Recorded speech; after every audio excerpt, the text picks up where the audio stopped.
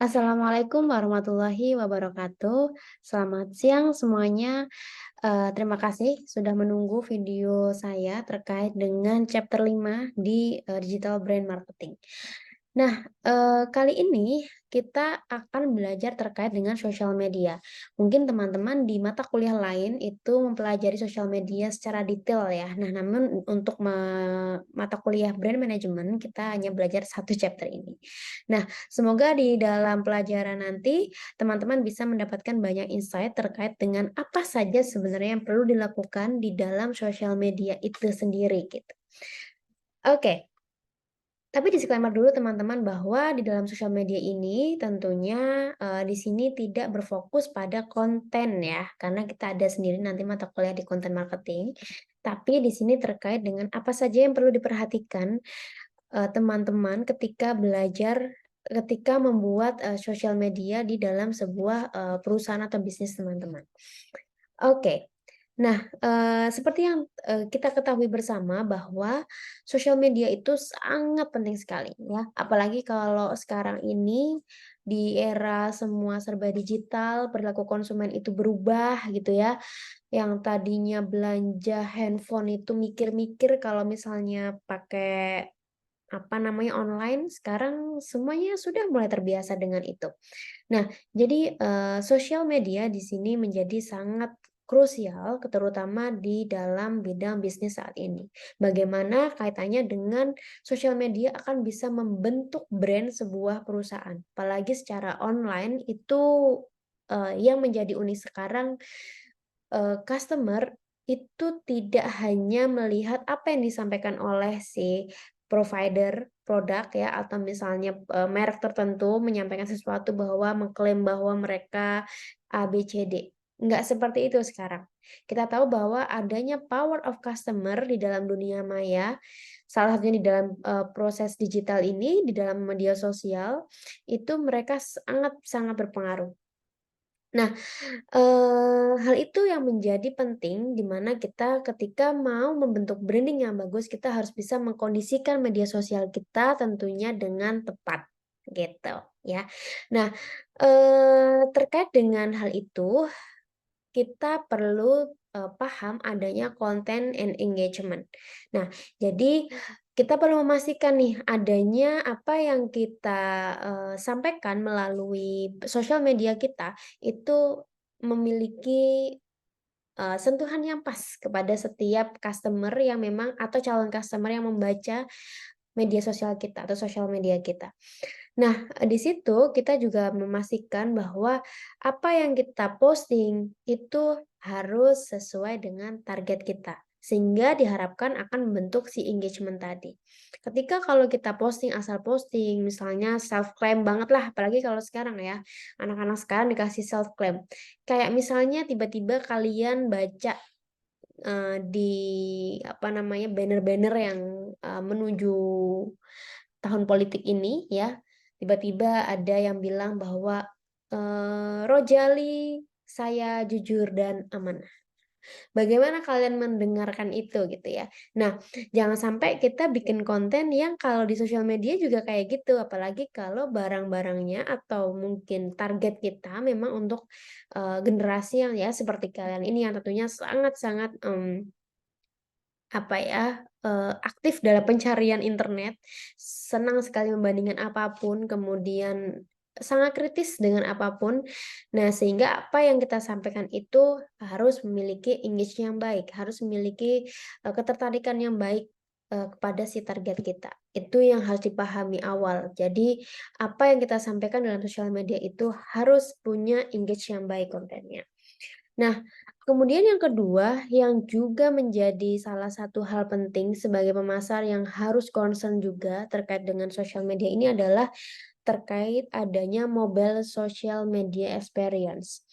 Nah, maksudnya di sini apa? Bahwa hampir semua media sosial yang kita pegang, itu kita kebanyakan akan buka melalui mobile phone. Nah, oleh karena itu dalam proses, pembuatan, eee, apa namanya, media sosial itu sendiri, itu jangan sampai nggak bisa, baik kalau tampilannya di handphone. Itu menjadi hal yang juga krusial di dalam media sosial ini.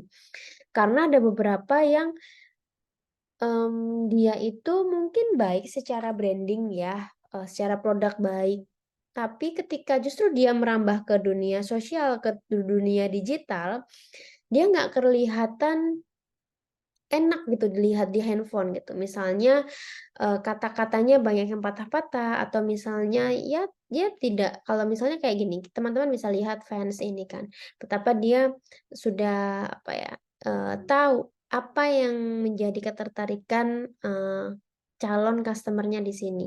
Oke, anak-anak muda. Jadi dia sampaikan di situ ada picture-nya. Picture-picture yang mereka sampaikan juga diharapkan itu juga enak dilihat melalui mobile phone ini. Nah, di sini kuncinya adalah bahwa mobile phone itu menjadi, alat yang sekarang ini sangat, eee, populer digunakan ketika kita menggunakan media sosial, sehingga itu tidak luput seharusnya dari para developer, pengembang media sosial ataupun teman-teman nanti yang bikin konten untuk memperhatikan bahwa kira-kira kalau dibaca lewat, lewat mobile phone itu dia akan enak nggak ya dibacanya gitu. Jangan sampai, kita katakanlah bikin kan ada tuh yang satu foto itu terus dibagi-bagi ya. Nah pembagiannya itu harus enak, kenapa? Karena kita kan bentuknya scrolling tuh kalau di mobile phone. Nah itu harus harus apa namanya, dipastikan juga sesuai, gitu. Nah, selanjutnya, eee, ternyata yang perlu juga kita pahami bersama bahwa untuk membuat sosial media yang cukup, berhasil, ada beberapa hal yang harus kita lakukan sebelumnya. Ya, ada beberapa hal yang perlu kita siapkan. Jadi nggak hanya terkait dengan isinya, nanti seperti apa, kalau kemarin teman-teman sudah analisa terkait dengan value proposition yang masuk dalam kontennya, tapi di sosial media ini kita benar-benar harus, mengetahui dulu siapakah target kita ini? Nah, sehingga ada beberapa tools di sini yang bisa teman-teman pakai. Ini sebenarnya banyak sekali tools untuk memperoleh informasi terkait dengan nantinya sosial media kita tuh mau diisi apa sih, gitu. Sosial media Instagram, Facebook, TikTok, mungkin berbeda-beda, cara pendekatannya. Nah, bagaimana kita bisa dengan tepat memberikan pendekatan itu ada banyak sekali tools-nya. Yang pertama, yang paling teman-teman mungkin populer di sini atau kenal di sini adalah Google Trend. Di sini teman-teman coba nanti bisa buka Google Trends, di situ teman-teman bisa melihat, berbagai macam produk dan ulasannya seperti apa ya, kapan jam yang memang peak-nya, produk itu disebut, itu bisa dilihat dari Google Trend. Nah, dari situ teman-teman nanti bisa melihat kira-kira nih kalau misalnya posting tuh di jam berapa aja gitu. Jadi dari alat-alat ini itu diharapkan nanti ketika teman-teman sudah memaintain isi dari si media sosial yang akan dilakukan, itu bisa tepat. Nah, yang pertama dengan menggunakan Google Trend, atau banyak sekali sebenarnya kalau secara tools-nya ya. Tapi di sini paling tidak teman-teman bisa memperoleh informasi terkait dengan kapan waktu yang tepat, terus sejauh ini sudah seberapa banyak engagement, produk industri tersebut gitu. Kopi itu seberapa banyak sih orang searching kopi gitu. Nah, itu bisa nanti, apa namanya, menjadi bahan, pertimbangan ketika teman-teman akan posting dari hasil analisa si Google Trends ini. Nah, kemudian yang kedua, bagaimana kita memahami sosial media kita dengan baik nantinya, itu kita juga ada namanya social listening. Social listening itu, kita mencari tahu sebenarnya target kita itu biasanya menggunakan media sosial apa. Sejauh mana mereka menggunakannya, seberapa banyak mereka menggunakannya, gitu ya. Kemudian apakah selama ini efektif mereka terpengaruh dari sosial media tersebut untuk akhirnya membeli sesuatu atau ternyata enggak. Nah, di dalam, buku yang saya sampaikan sebelumnya ada beberapa contoh website yang bisa teman-teman buka, tapi di dalam salah satunya yaitu mention.com ini ada free trial-nya. Jadi saya coba pernah, buka lalu bisa searching di situ. Nah, nanti teman-teman bisa buka di sini, teman-teman bisa menemukan banyak insight terkait dengan brand-brand yang, mungkin teman-teman analisa atau pengen tahu gitu ya. Nah, kemudian yang ketiga, untuk memahami sosial media dengan baik selain tadi kita tahu, apa namanya, biasanya mereka menggunakan apa, di waktu kapan, apakah sudah efektif atau belum gitu ya. Nah, kita perlu juga namanya social media monitoring and listening tools. Nah, di sini itu lebih kepada ternyata yang kita perlu lihat tidak hanya pada target itu sendiri, tetapi orang-orang yang biasanya bisa mempengaruhi si target kita. Siapa dia? Influencer. Nah, dengan alat ini, Clear ini, dia bisa mencari tahu influencer itu tuh sebenarnya concern di bidang apa. Nah, sehingga dari situ nanti teman-teman bisa memadupadankan, oke, ternyata produk saya itu, lebih banyak dibicarakan di waktu-waktu tertentu, oleh siapa, umur berapa, gitu ya. Kemudian tadi social listening-nya mereka menggunakan, media sosial apa yang paling sering, seberapa jauh relasi dari media sosial yang diberikan dengan belanja yang mereka lakukan, gitu ya. Nah, yang terakhir, kita analisa juga yang pengaruh mereka siapa, influencer-nya siapa, sehingga nanti kita bisa menyesuaikan. Gitu. Kalau emang kita perlu untuk me-endorse influencer tersebut, kita bisa lakukan di sini. Jadi, informing your social media approach itu perlu dilakukan sebelum sebenarnya teman-teman akan meng-create media sosial, teman-teman sendiri, gitu. Nah, selanjutnya terkait dengan social media disaster. Kenapa sih tiba-tiba ada disaster di sini gitu? Nah, tadi di awal saya sampaikan bahwa sosial media itu cukup unik ya, cukup uniknya di mana karena di sini sangat punya peran yang fundamental sekali bahwa sosial media itu bisa mempengaruhi brand perusahaan. Nah, sayangnya, terkadang pengendalian itu tidak cukup dari internal perusahaan. Karena seperti yang tadi saya sampaikan bahwa customer power di era sekarang ini sangat kuat sekali, sehingga bahkan brand kita yang sudah kita elu-elukan, sudah kita gaung-gaungkan itu sangat bisa dengan cepat berubah, posisinya di masyarakat dengan adanya kekuatan customer tadi. Nah, sehingga perlu nih, selain tadi kita menyiapkan apa yang harus dilakukan sebelum kita menggunakan media sosial kita juga perlu memikirkan bagaimana caranya agar sosial media kita bukan menjadi sesuatu masalah di kemudian hari. Jangan sampai kita udah posting nih, ternyata nggak tepat, ternyata justru malah jadi bulian sama orang-orang. Sehingga, apa namanya nanti, orang-orang itu datang ke media sosial kita bukan untuk membeli dan merasa penasaran, tetapi justru malah sekarang banyak, yang dia datang di brand tertentu karena ada sesuatu yang negatif yang datang jadi kepo gitu. Nah, saya pernah kemarin, belum lama itu muncul di explore saya, nggak tahu nih teman-teman ya.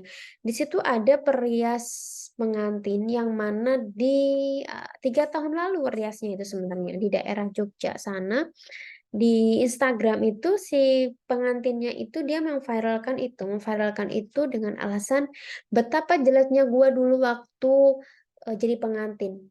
Dia mention namanya si apa, makeup artist-nya itu, si apa nah akhirnya di situ ya viral lah gitu. Nah jangan sampai nih, ternyata, kita tidak cukup untuk menyiapkan, apa yang sebaiknya kita lakukan dulu agar sosial media kita baik, tapi kita juga harus sudah bisa menganalisa kira-kira agar tidak terjadi sesuatu yang buruk itu gimana gitu. Kita harus sadar itu. Ada banyak sekali cara-cara yang mana bisa menghindarkan kita dari social media disaster. Karena apa?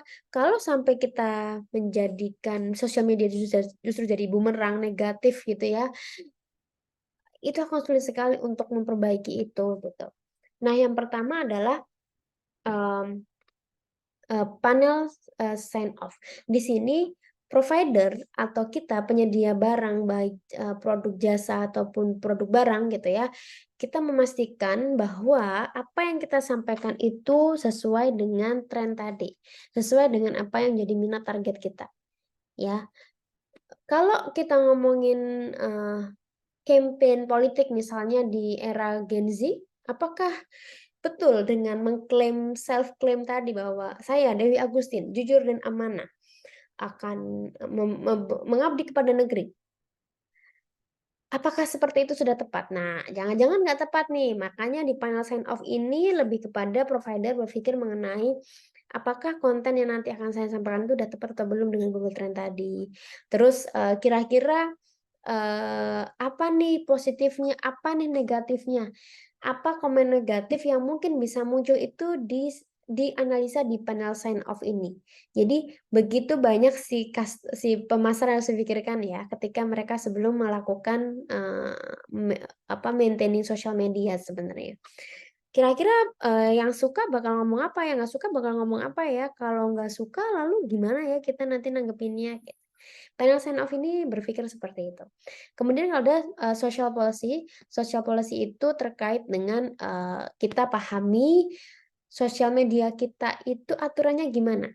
Karena jangan sampai karena sosial media kita aturannya tertentu dan kita nggak sengaja menabrak aturan itu, jadi kita kena ban. Dan itu sering terjadi, apalagi kemarin di Instagram beberapa influencer mungkin yang saya ikuti gitu ya, karena ada beberapa postingan yang dianggap tidak pantas begitu, langsung dilenyapkan dari Instastory-nya nggak mau muncul.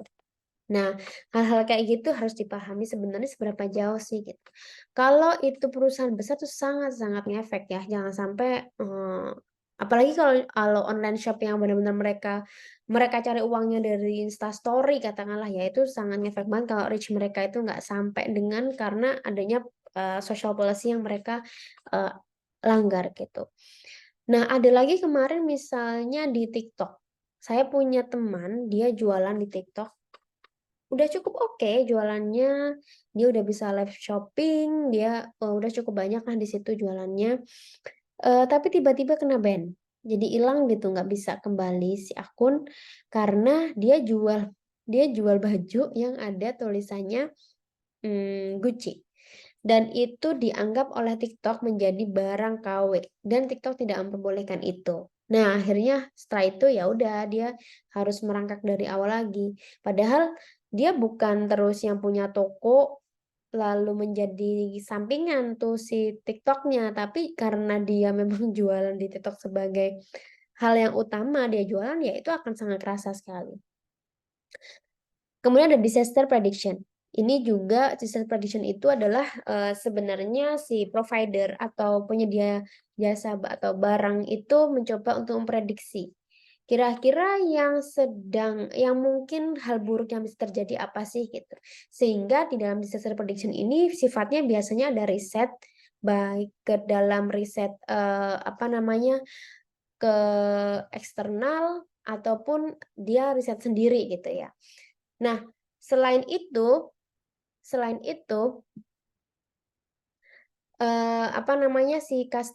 si provider itu dia bisa melakukan diskusi di situ. Melakukan diskusi itu tujuannya agar tahu kira-kira nanti kalau saya melontarkan seperti ini itu gimana ya hasilnya gitu. Itu sebenarnya kalau ada di chat box Instagram misalnya ya ada diskusi, nah itu bisa dibilang sebagai disaster prediction. Oke. Nah, kemudian setelah itu ada social listening. Social listening itu hampir sama dengan proses social measurement ya sebenarnya. Jadi dalam social listening itu tadi provider itu mencoba untuk mencari tahu bagaimana tren, mencari tahu terkait dengan targetnya seperti apa, sosial media yang dipakai itu seperti apa, kayak gitu. Nah, kemudian ada staff training, itu terkait bagaimana dia manage staff-staff-nya untuk harus update nih sama hal-hal yang baru gitu. Apalagi kalau misalnya orang pemasaran itu, risetnya biasanya kencang banget untuk, staff-nya itu bisa dengan cepat beradaptasi dengan hal-hal baru di lapangan. Kemudian ada ongoing monitoring, itu terkait dengan bagaimana si perusahaan itu mencoba untuk memonitor selalu monitor apa yang terjadi di setiap, respon, misalnya setiap ada respon, itu setiap ada konten responnya seperti apa tuh sesuatu yang lumrah dilakukan ya, ongoing monitoring, kemudian ada clear responsibilities. Jadi ketika ada sesuatu yang chat, baik itu positif atau negatif itu perusahaan harus paham, siapa yang harus menangani itu. Sehingga nanti jangan sampai ada, customer yang menanyakan sesuatu tapi nggak terbalas. Nah, tentunya itu menjadi sesuatu yang negatif nanti belakangan untuk perusahaan. Nah, respon tracking, perusahaan mencoba untuk melihat ketika misalnya ada, apa namanya, conversation gitu ya, yang terjalin antara perusahaan dan juga netizen gitu ya, udah dibalas sama perusahaan, itu mereka akhirnya responnya apa nih, respon setelah dibalas, "Makasih Min," atau kayak, "Oh kok gitu banget sih Min jawabannya?" Nah itu, harus tetap dimonitor, respon tracking namanya. Nah, kemudian ada namanya Social Media Crisis Management Plan. Jadi, tadi diketahui bahwa ada namanya, disaster yang bisa sangat mungkin terjadi karena ya sosial media itu kan sesuatu yang sangat mungkin banyak sekali faktor eksternal yang bisa mempengaruhi, conversation di dalamnya. Nah, di sini ada beberapa dari, krisis management plan yang bisa dilakukan. Yang pertama ada speed of response. Ini adalah respons yang biasanya dituntut cepat untuk menanggapi sesuatu yang mungkin bisa sangat kentara kesalahan dari si produk tersebut, itu harus speed of response. Karena kalau nggak cepet ya gimana gitu, orang udah kayak misalnya waktu ada pesawat hilang, pesawat, kecelakaan itu kan pasti cepat dari pihak, airline-nya untuk press conference yang ya memberikan minta maaf dan segala macam yang sifatnya itu sangat ditunggu gitu. Kalau sampai berlama-lama bisa jadi nanti, kalau kata orang-orang sekarang bisa digoreng gitu ya, nanti jadi akan banyak sekali nanti, isu yang bisa beredar di masyarakat. Kemudian ada not responding, ini juga bagian dari manajemen krisis, kenapa sometimes kita nggak menjawab sesuatu tuh juga benar juga gitu. Kadang-kadang kalau kita menanyakan kalau ada orang yang menanyakan ke kita hal-hal yang menurut kita tuh sangat sensitif untuk dijawab. Ada beberapa hal yang akhirnya pasti akan pro dan kontra. Nah, di biasanya not responding itu menjadi lebih baik gitu. Jadi kita nggak jawab apapun bisa jadi lebih baik. Kemudian ada monitoring reaction, itu terkait dengan ketika tadi kita memang sudah memberikan respons, misalnya ada pesawat yang kecelakaan, kita udah memberikan respons. Nah, monitor reaction itu kayak apa yang akhirnya mereka, sampaikan, netizen komentari. Apakah mereka merasa puas dengan maafnya kita, kompensasi yang diberikan, atau enggak? Nah, itu monitoring reactions. Kalau holding holding patterns itu lebih kepada sosial media crisis di mana si provider itu fokus hanya melihat, pattern-nya dulu nih, jangan, berkomentar. Tapi nanti mungkin akan berkomentar, tapi nggak cepet, nggak kayak speed of response tadi. Jadi, beberapa planning ini sangat tergantung dari apa masalah dari perusahaan tersebut, gitu. Oke, yang terakhir ada outreach, engagement, and ego. Nah, tentunya hal yang paling penting dalam sosial media, salah satunya adalah bagaimana kita bisa mencapai reach tertentu, apakah sesuai sama target kita, apakah target kita semua yang masuk ke reach kita atau justru enggak. Lalu bagaimana engagement-nya? Nah, apa yang bisa kita lakukan di situ untuk mencari tahu itu salah satunya dengan judging influences.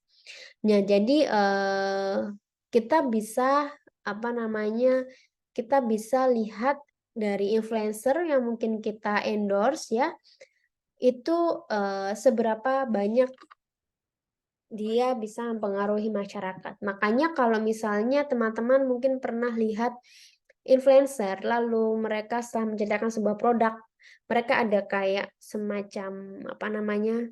Nanti kalau beli pakai kode ini ya, kode namanya gitu.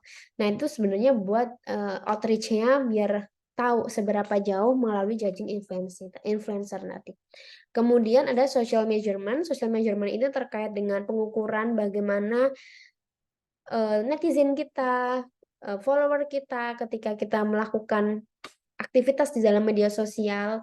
Nah, apakah berpengaruh atau enggak, signifikan atau enggak. Nah, social measurement ini bisa juga dilihat dari misalnya kalau di apa namanya media sosial itu ada insight kan, kayak di Instagram ada insight, di Facebook kita juga bisa lihat insight kita. Itu kita bisa ngukur lewat itu. Nah, atau nanti yang paling jelas kita akan belajar di chapter 11 kalau tidak salah. Chapter belakangan, di part 3 pokoknya.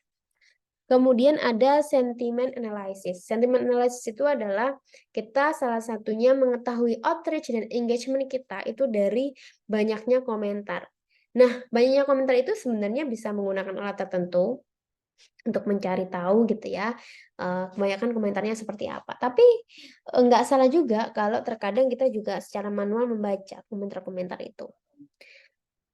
Kemudian ada social media advertising. Nah, tentunya untuk mencapai reach tertentu, engagement tertentu yang baik, kita perlu juga kadang melakukan posting yang sifatnya adalah berbayar gitu ya, ada advertising di situ. Itu bisa mendukung outreach kita, engagement kita. Oke, itu saja di media sosial yang perlu ditekankan di brand management ini. Jadi teman-teman tadi udah belajar bagaimana sosial media itu berproses, ya khususnya ketika dari sisi marketer, bagaimana sebelum pemasar itu benar-benar terjun dalam sosial media dan bagaimana hal-hal yang perlu dikhawatirkan terkait dengan sosial media nanti di lapangan. Jangan sampai branding kita karena sosial media kita yang kurang tepat jadi malah menjadi disaster, jadi bumerang buat kita yang nggak baik, gitu. Oke, dan sekarang masuk ke assignment. Assignment untuk minggu kelima. Jadi untuk minggu kelima, teman-teman silahkan analisa salah satu brand lokal, ya, brand lokal. Nah, beberapa yang perlu dianalisa saya kasih biar seragam semuanya. Yang pertama, konsistensi value proposition mereka terkait di media sosial. Apakah konsisten atau enggak? Kalau konsisten kenapa? Kalau nggak konsisten kenapa? Kalian bisa screenshot, kalian bisa jelaskan di situ nanti kenapa konsisten atau kenapa tidak konsistennya. Kemudian yang kedua, bagaimana kesesuaian pembahasan di Google Trend mengenai produk mereka dengan konten yang mereka sampaikan. Nah, teman-teman tadi kan udah bisa tuh buka Google Trends, itu kan juga free ya. Kalian bisa coba ulik di produk tertentu, misalnya kopi, produk trendnya di Google Trendnya seperti apa sih kopi itu? Nah, lalu apakah itu sesuai dengan apa yang mereka lakukan? Misalnya jam postingnya atau konten isinya yang dibahas, apakah sesuai atau enggak? Kalau sesuai kenapa? Kalau nggak sesuai juga kenapa? Yang terakhir, menurut kelompok kalian juga bagaimana mereka melakukan media sosial terkait dengan crisis management. Ya, nanti apa namanya teman-teman bisa melihat mungkin dari komen-komen yang sifatnya mungkin kurang baik. Nah, itu bagaimana cara mereka merespon itu silakan diceritakan di sini dan menurut kalian itu bagian masuk dari apa namanya sosial media krisis yang mana gitu ya. Saya rasa itu saja tugasnya. Untuk tugas silahkan diupload nanti di LMS karena kebetulan minggu depan itu kita pas hari libur. Jadi tugasnya silahkan diupload di LMS saja. Kita asinkronus, ada PPT dan juga ada video ya. Videonya nanti dua ini di-upload di dalam LMS. Deadline tanggal 30 September 2023.